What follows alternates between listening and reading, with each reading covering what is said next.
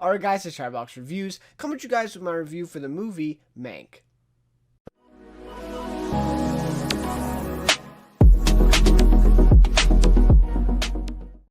Alright, so this will now be the 7th film in this Oscars 2021 Contender Series on my channel, where I've just been taking a look at some of the contending movies for Best Picture, pretty much.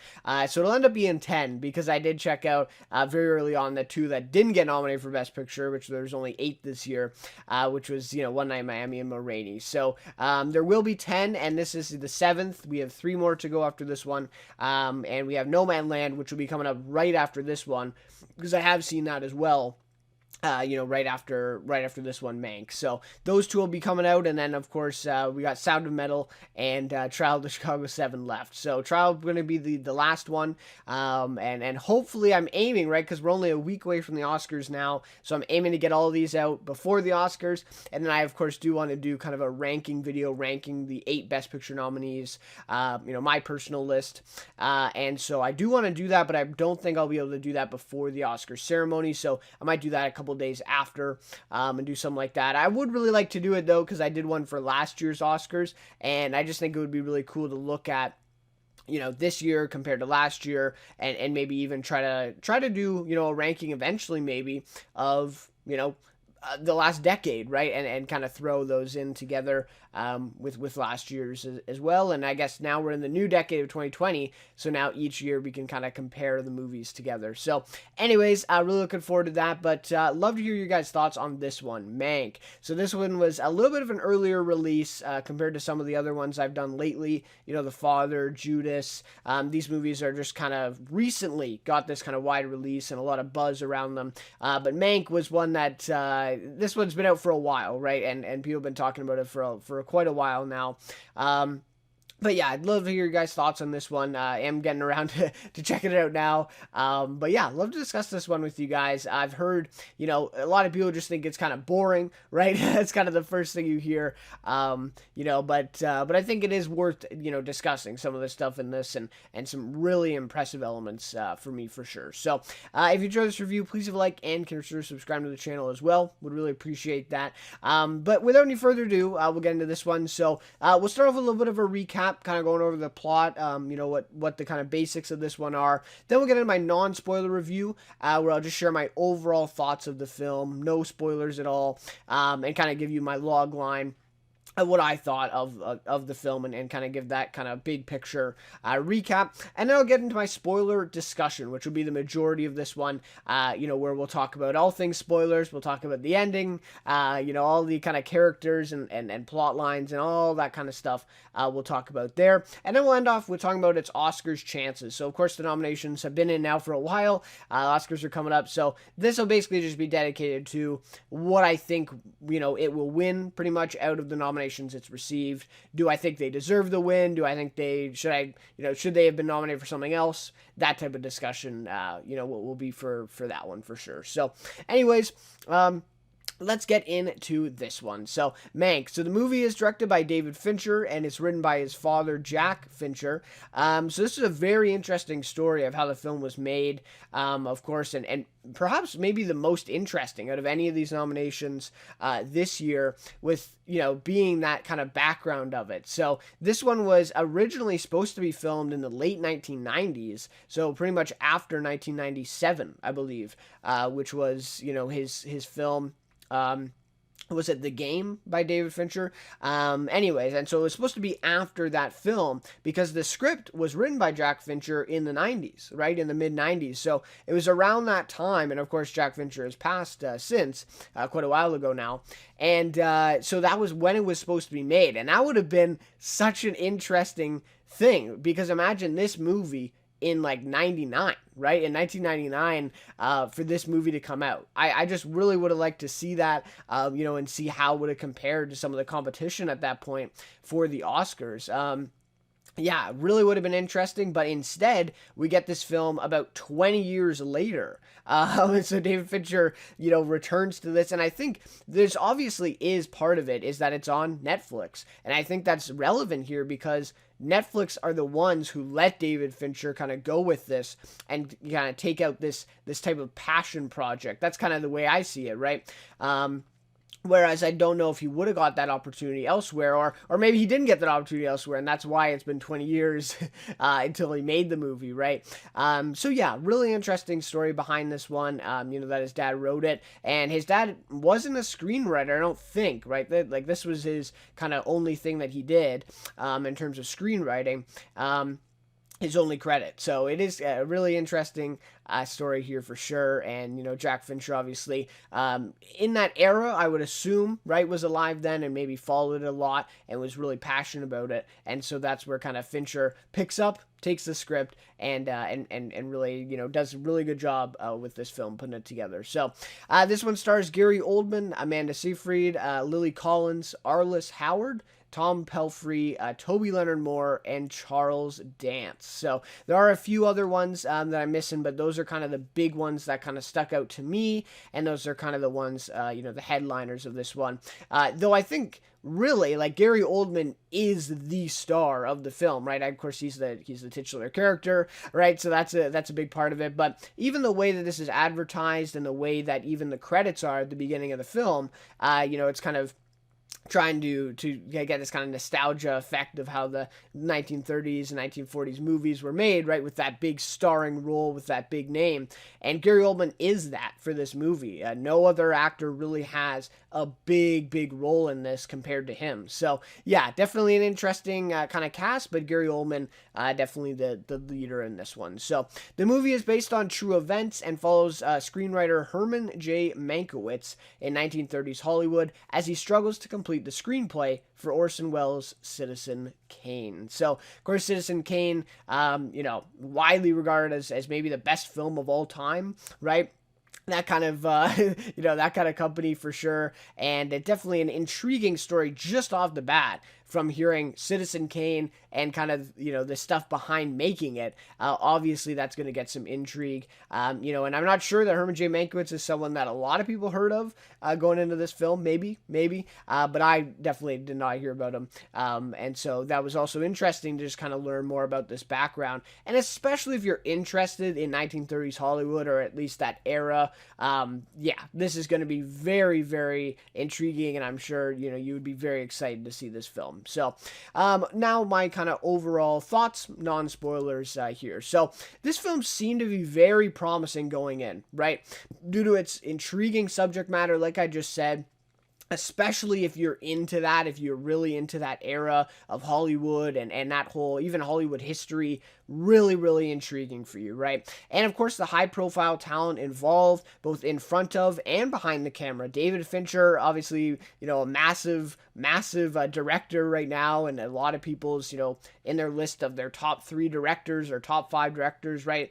Social Network was obviously a big one last decade, in the 2010, right? And then, of course, you have Gary Oldman, Amanda Seyfried, I think you could even say, a couple big names there. So definitely some interesting talent here involved as well. So since the film was released in theaters in November and then to Netflix in December, it has continued to receive a lot of positive attention from critics, audiences, and various award bodies alike. Of course, it did very well at the Golden Globes, right? Critics' Choice, all these awards. And even just the critics circles for some of these, some of these smaller critics circles awards, it did very well as well. So as a result, it remained an undoubtable Oscar contender throughout the season this year. And I really do stress that because this was an early release compared to some of these other films. And so for it to maintain that positive buzz this whole way through, and to be that, to have that be enough to get it a nomination by the time that it finally rolled around by March, almost like 3 months later or 4 months later after it got to Netflix, is impressive, right?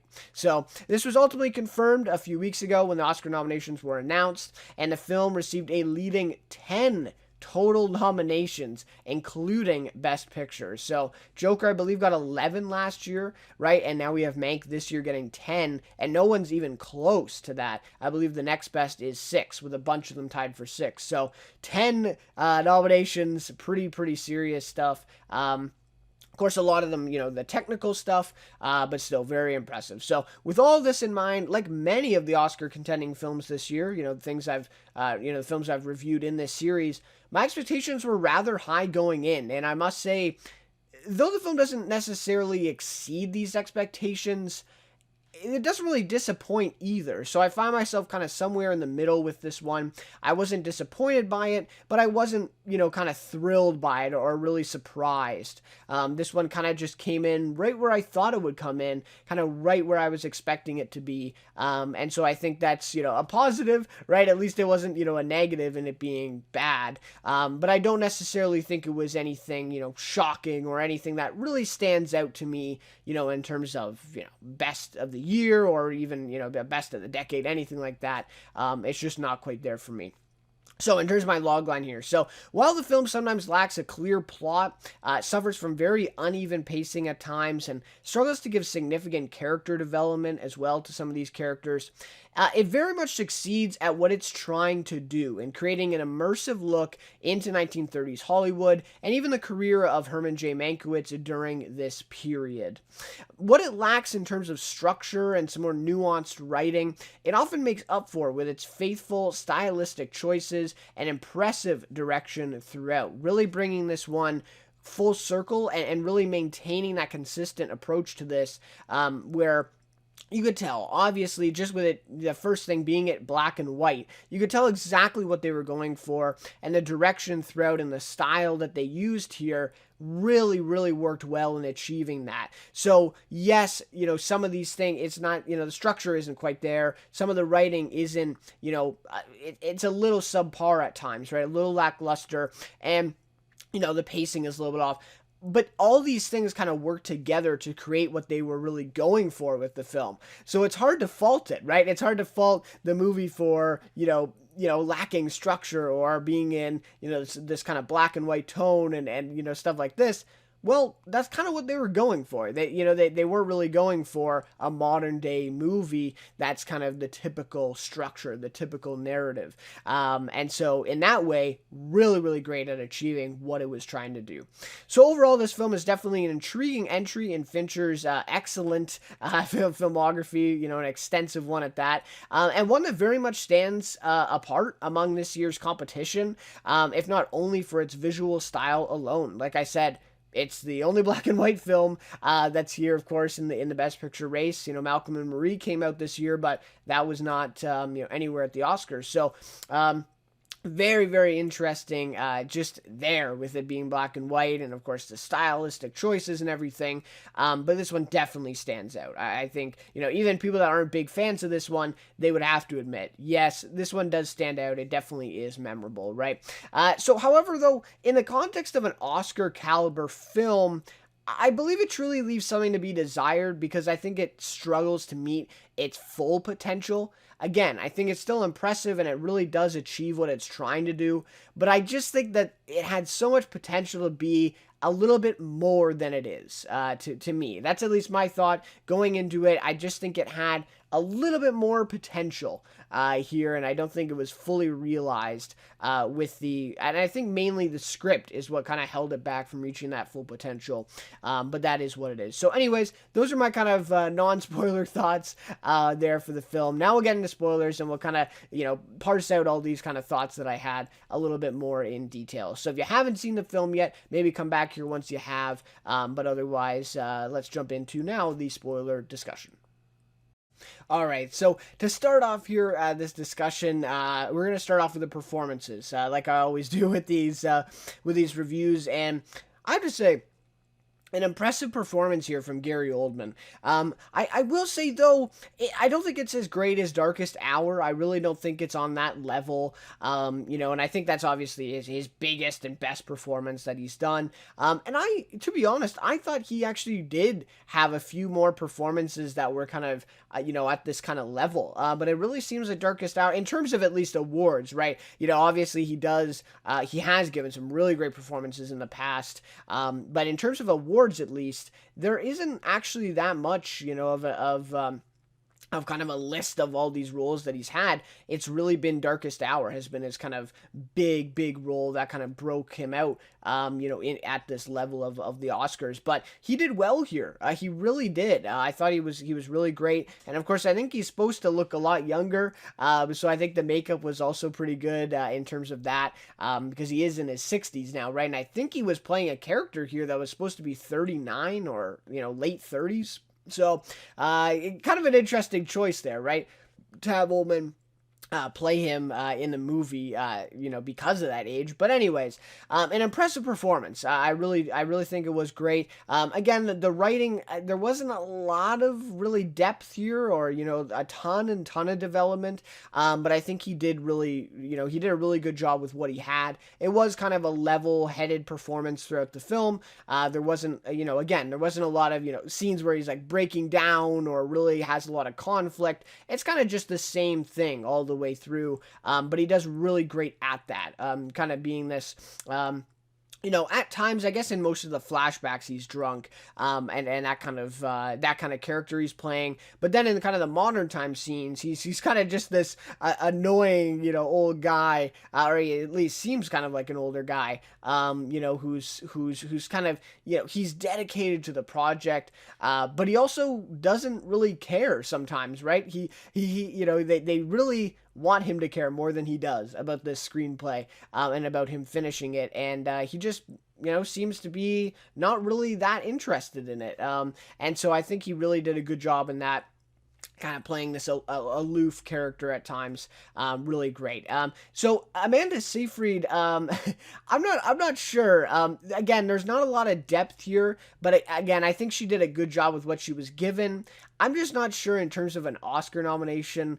I don't know. Again, she was good in the kind of roles she was playing, but yeah, really not that much depth. The one scene between Seyfried and Gary Oldman towards the end of the film was probably the best, I would say, for Amanda Seyfried's character. Or maybe even the scene where he comes into the dinner, where she's sitting there. I don't even think she has a line, but I think the emotion that she showed there and kind of her reactions were really great as well in that scene. So she had a couple standout scenes. Of course, the one where they're in the zoo, I think, right? They're walking through the zoo. That was also, kind of her best performance, or that's the one I always see highlighted, when they talk about her award. But I don't know. I just think I would have liked to see a little bit more depth here. I think she is great, but I don't think this is kind of her next level, her arriving on the Oscar scene. I just don't see this performance as that. But yeah, I think it is award worthy. Of course, she is playing, a real person, a real Hollywood figure, and so that of course plays a part in her nomination and people recognizing that performance for sure. And I can't speak to how well she kind of embodies that person or that character, but I'm assuming that she would have done a pretty good job at that, playing that kind of specific character that they were asking her to play. And in that, I think she did a pretty good job. So Lily Collins is also pretty good. Again, not much depth. Really, the big thing for her character is that her husband is gone, and she thinks he dies. For part of the film, and that scene was pretty impressive. I really like Lily Collins in Extremely Wicked, and what's that? How the rest of it go? Extremely Wicked and something vile, right? Extremely Vile or something like that. With Zac Efron, I thought she was really great in that film. And I quite liked that film as well. I thought it was pretty good. And yeah, so I really liked her in that. And this one, again, outside of a couple scenes there, she is really just playing this one-note character throughout. But again, she does a good job at that. Charles Dance, though, really stood out to me. I think a supporting actor nomination could have been something here for Charles Dance. I really do. I don't think he had a lot of screen time, though, to be fair. But again, he is playing William Randolph Hearst, obviously a well-known figure in, Hollywood history. I just think he did a really good job. I also love Charles Dance from Game of Thrones and all sorts of other roles that he's played. But yeah. They did a really good job in embodying that role. And again, that dinner scene where Mank comes in drunk and that whole thing plays out, really, really great for him in that one. Outside of that, he's kind of just playing, again, this one-tone, monotone character. But in that one, I feel like we kind of see some range from him. And I think he does a really good job, too. So, yeah, definitely a standout is Charles Dance in that kind of supporting cast, right? So that's kind of it for performances. Love to see Toby Leonard more. I just want to mention him from Billions. Really liked him in Billions. I think he's actually a pretty funny guy as well. And I think he's a great actor. And it was just really great to see him. Obviously not a big part in this one, but really great to see him in this. Really like that as well. Tom Pelphrey, of course, from Ozark, and I thought Arliss Howard was good too. As what was it? Mayer, right? Playing Meyer. So yeah, really great cast to kind of round this one out. In quite a few smaller roles. So great job at creating this immersive look into 1930s Hollywood, and this goes down to the production design, the cinematography, the editing, and all the way up to these performances, and of course the directing from David Fincher. So I just love the stylistic choices for this one too. And again, I guess that kind of comes down to directing and editing mainly. But those were just so great too, in capturing this kind of time, this period, and of course capturing the qualities of these films made during that time, right? And I really especially liked when they had the captions going up with the flashbacks, and they would type it out like it is on a script, right, as a screenplay. So it kind of said exterior, and then would be flashback in brackets. Really, really enjoyed that. I thought that was really a nice touch in that one, and also kind of helped because some of these flashbacks, you couldn't really tell it was a flashback until you got kind of into that scene. It took a little bit. So, yeah, really great stuff there. Of course, the black and white definitely, lend itself well to this one and capturing that period. And I think the lighting was also really well done in a lot of the scenes. Felt a really, authentic and really added the shadows and that kind of feel to a lot of those black and white movies at the time, right? And what else? So yeah, the cinematography was great. Of course, the production design, which is kind of its lockdown win here at the Oscars for sure, was fantastic. I mean, everything looked very, very well, very well done. In the backgrounds of this one, and some of the studios and the rooms and all the stuff just looked really, really impressive. So the production design, of course, very good, and even the performances. Again, I felt like some of these performances, especially Gary Oldman's character, I thought was really good at kind of capturing the kind of Hollywood screenwriter type experience there, and I really thought that was good, and again, maybe that comes down to the writing as well, but I think Oldman did really channel that kind of approach to that role, and I think he really brought that with that. And of course, they're all playing real people, and so them even just embodying those people will also add to that feeling of kind of authenticity with this period of time. So yeah, really great. And of course the opening credits too, with that, like I said before, with Gary Oldman on there, and just kind of the way that the credits kind of play out. Everything of this film is all really dedicated to this style and this approach to this film, and making it feel like a 1930s Hollywood film. Just really great. And they couldn't, they could have gone another way with this. They really could have, right? They could have just done a Herman J. Mankiewicz, biopic type of thing, and did it with color and modern day, made it feel like a modern day movie. And, we've seen lots of those, but they ended up, choosing to go the other route. And I think that really helped the film. And again, really made it stand out, because otherwise, it's an interesting story, might have been intriguing for some people, but I don't think it would stand out to the same extent that this one does in terms of its style. So really great stuff. So I will say this film, overall, it really seemed like more of a passion project for Fincher rather than a well-developed and polished film, And again, I think that's where it comes back to Netflix being the ones to, release this film effectively, right? Of course, they released in theaters to qualify for the Oscars, but, mainly it's released on Netflix. It's a Netflix film.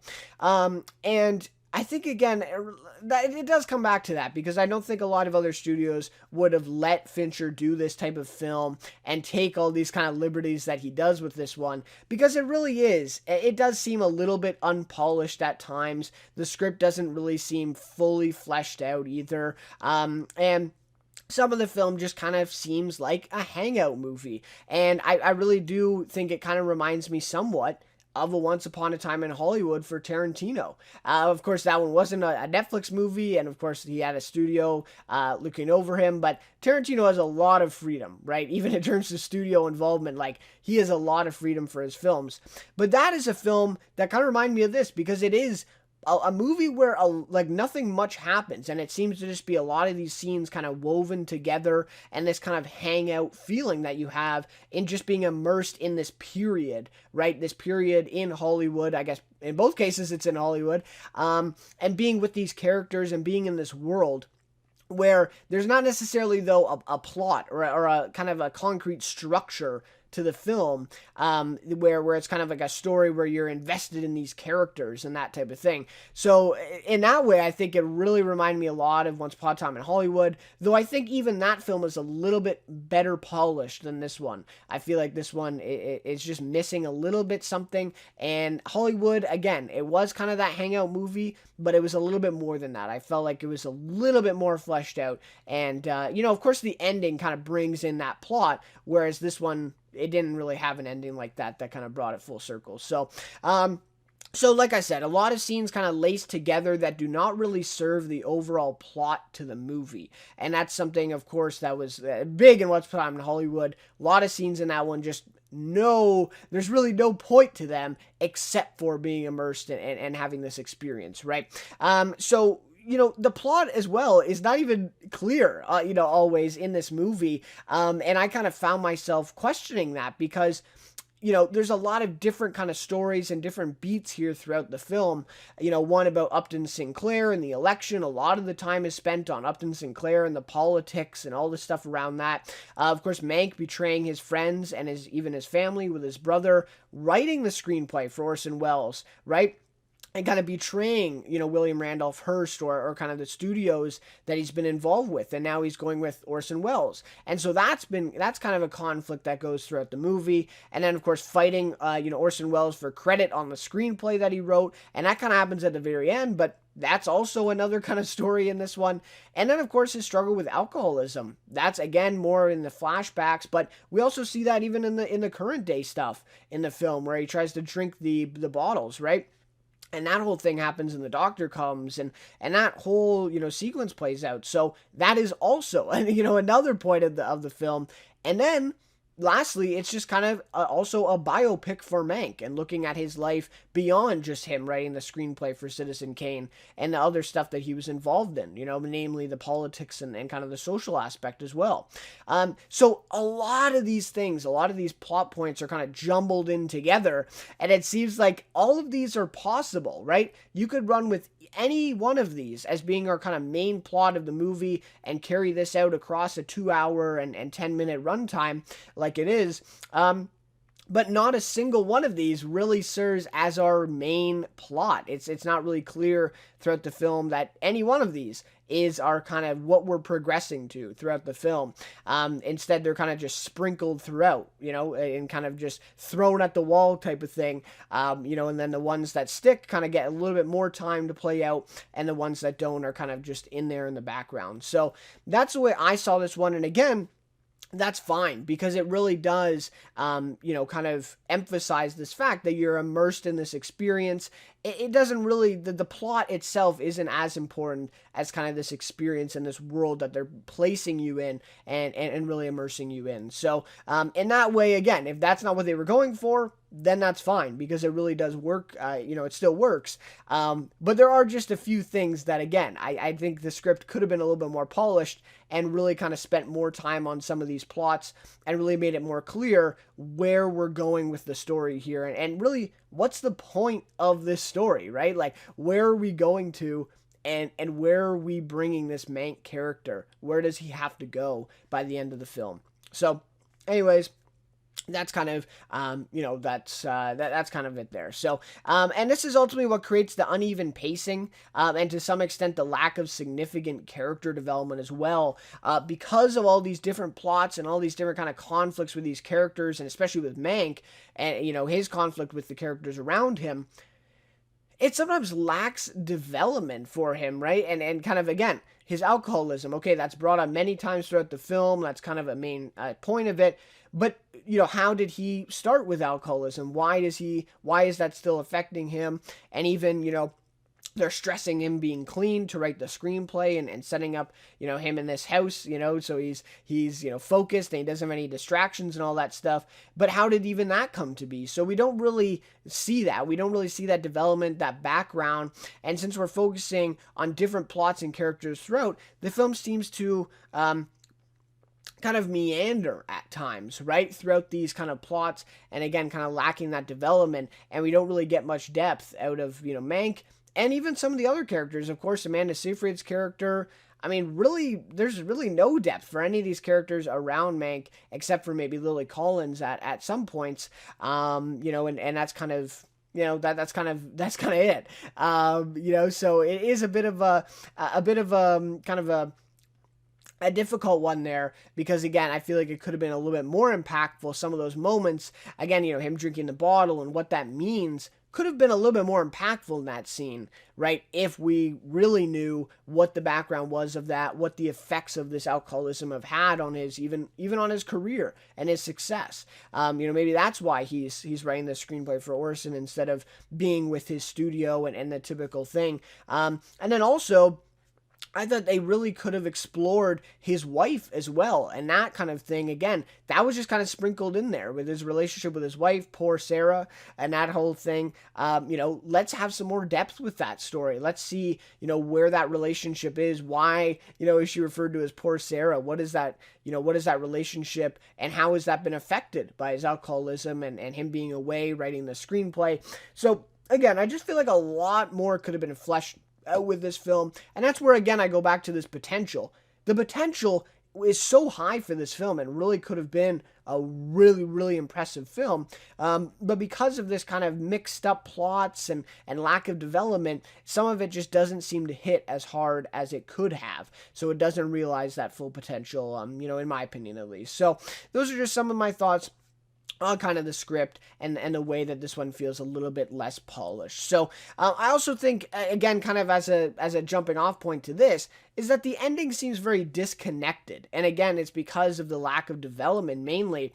But the majority of the second half of the film is spent on this conflict between Mank and his family and friends, who he is effectively betraying, right, by working with Orson and not with William Randolph Hearst, who stood up for him. Of course, we see at the dinner scene, Mayer, right, Meyer, says, William Randolph Hearst, he's the one who stands up for you. You wouldn't even have a job if it wasn't for this guy, right? And so all this stuff kind of goes into that. And, we learn, okay, well, William Randolph Hearst is his guy that has really supported him throughout. And now he's betraying him and going, and writing for Orson Welles and making a movie with him and going away from the studio. So again, I talked about that, right? That is kind of the main conflict. That's kind of the main, point of the story. And we see many scenes here where his brother comes, Amanda Seyfried's character comes, all these people come there to basically tell him not to do it, right? And don't go ahead with this, don't go ahead with Orson Welles, come back and write for the studios and write for William Randolph Hearst. So all of this stuff is kind of going into this. Again, they're pleading him repeatedly not to do what he's doing, right? But then this conflict is never really paid off, because at the end of the film, the only thing Mank is concerned about is not about working with Orson Welles. He doesn't try to, backtrack on his contract or backtrack on his, work, his work on the screenplay for Orson. He's more concerned about getting credit for the screenplay, which was never really explored before in the film up to that point, right? It's the whole film is about him working with Orson Welles and then him betraying them. But then he goes at the end of the film, he kind of goes like the next step, and then he wants credit for doing the screenplay with Orson Welles, and he doesn't even want this to be kind of a quiet thing. He wants credit for it, to be working with Orson Welles. So to me, And that's never mentioned at all in the film before that point, of that last scene where Orson kind of freaks out. And that's a very great scene. Gary Oldman, and even the actor who played Orson Welles, I thought did a great job there. But that before that scene, there's never really any talk about Mank getting credit for this. I maybe I missed something here, right? Maybe these are kind of two plots that are parallel, but they kind of do make sense together. But to me, I thought they were not the same, and I thought again the whole thing with him getting credit was not the main plot. That was not the main concern throughout the entire film, and then it kind of just is placed in there at the end. It seems very disconnected from the rest of the story. Again, if that end scene was instead Mank saying, oh, I don't know about this, I don't know if I want to give you this screenplay or something like that, right? That would make more sense, because that means that he's considering what all his friends and family are saying. Those scenes have a purpose in that they're basically pushing him or making him at least reconsider what he's doing here and writing the screenplay for Orson and working with him. But that is not what that scene is about. It shows almost no thought towards that for Mank. He really didn't think about that. All he thought about was instead getting credit for the screenplay. And maybe that is because he was a little reluctant on working with him. So maybe the credit gives him kind of more of a reason to betray Randolph Hearst in the studio. I'm not sure. Maybe I did miss something there, but I'd love to hear your guys' thoughts on the ending. But to me, it was a little disappointing. I thought it was a little bit disconnected. But the very ending of the film, the last frame, if you will, the kind of last scene, I thought was actually really good. And I thought that was a good way to end the film, with him and Lily Collins at the end there. I can't remember exactly the line, but I thought it was a very good line to kind of wrap up the film. So, yes, the ending, technically the ending scene was really great. But yeah, the final kind of conclusion to this conflict, I don't think was very well wrapped up. So anyways, those are kind of my overall thoughts on this one. We kind of, scattered a little bit, but mainly focused on just this kind of, lack of development and lack of a clear plot to this one. But again, that is kind of what they were going for with this one, and what they were going for in creating this immersive experience in the 1930s Hollywood and making a film that really feels like a 1930s Hollywood film. They did a great job in that. They definitely achieved that, and I think for that, it definitely is an impressive film. And like I said, definitely stands out. All right, so to end this one off, we'll go over the Oscars chances for this one, which, to be honest, is not a very long discussion, unfortunately, right? So the nominations are now in, of course. A few weeks ago they came in. So this one got 10 nominations. So we have Best Picture, Lead Actor, Supporting Actress, Director, Best Sound, Production Design, Score, Costumes, Makeup, and Cinematography. And so there's a few, too, that they could have gotten here that would have put them even higher. And that is screenplay. That was a massive snub, in terms of original screenplay for them not getting that award. And then I believe there was one other one, too, that they missed out on, that definitely could have been one here. Is it editing? Maybe editing they missed out on? Yeah, so they definitely could have had 12 nominations here, easily 11. I mean, everybody expected screenplay to be in there. But at the very least, 10 is very impressive, of course. But at the end of the day, it's looking like Mank is only going to win one out of the 10. And of course, Joker, I believe, won, what did it win? I think it won 2, right? 2 awards, if I remember correctly, right? Score and Joaquin Phoenix, which was, it's not bad, but 2 out of 11, right? Like, not great numbers, but so this one is going to win production design. That is one of the biggest locks of the Oscars night. This is going to happen with them recreating Hollywood, and I touched on it. It is so great and really adds to this experience because, otherwise, maybe it wouldn't have been as believable, right? And they do a really great job in really achieving that kind of period and really exploring that kind of environment there in 1930s Hollywood. Absolutely excellent stuff. So definitely deserving that, and I definitely think, production design is a lock for Mank. So that is their one that they're going to win. Maybe costumes as well. It's looking like Ma Rainey's going to win that one, but costumes, I think, also were really great in this film. And I think also the makeup was pretty good, too, for Gary Oldman and some of the other characters. But I don't think, I think both those are going to go to Ma Rainey at this point. So, yeah. Really only looking like one. I think the cinematography is also a candidate as well. That could have been, or maybe that could be part of that kind of package. Maybe they get 2 instead, or maybe, maybe 3. But I don't know. The cinematography is kind of looking like it's Nomadland's one to lose. So yeah, overall, it's looking like maybe just one for them, maybe just the production design award. And I think Best Picture, it just came out too early, and I just think there's not as enough interest in this film. Again, when I first heard about this one and when it first released, I thought for sure it would be in the conversation for Best Picture and probably the winner for this year, especially considering kind of the decreased competition.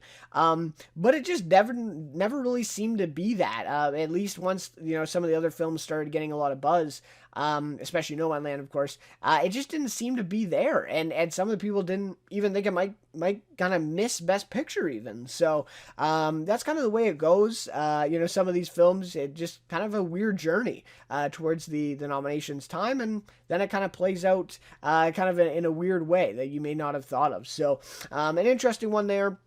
And, in terms of, director, I think obviously if Chloe Zhao wasn't an absolute lock, David Fincher would probably be second. So yeah, he's definitely, in there for sure, and could have won maybe in another year where Chloe Zhao wasn't there. And the score as well is an interesting one, because the guys who did the score here are most likely going to win for Soul, who they also did the score for that film. So they really don't need this award, because they're going to win that one anyways. But I thought the score was also pretty good too. So anyways, those are kind of my thoughts there on the Oscars chances. Like I said, I agree with production design. I think maybe makeup, costumes could have been in there. Cinematography was also impressive. But I largely agree with what Mank is going to get here. And the screenplay, I think the screenplay nomination did deserve it, though. Just mainly because of the fact of, this kind of story behind it and Jack Fincher writing it, and of course, just all the history that was placed in this script and all the kind of background of this one. I just felt like it would have taken a lot of work, and it was kind of an impressive screenplay in that way. Even though I don't think it was as polished or as well developed as it could have been, I still think it made, deserved a little bit of recognition. But of course, it missed out on that. So anyways, those are all my thoughts on Mank. So again, love to hear your guys' thoughts on the Oscars chances, on the film. What was your experience in watching it? Love to hear all your guys' thoughts on any of that stuff. I'd love to discuss with you guys, of course. But yeah, so next up will definitely be Nomadland. I've already seen that one, so that'll definitely be the next one up after this. And then we got 2 more to go, with Sound of Metal and Trial, which will be coming out very soon after. So the Oscars are next week. We'll have to get those out. So anyways, once again, guys, thank you guys so much for watching this one, and we'll see you then in my next review.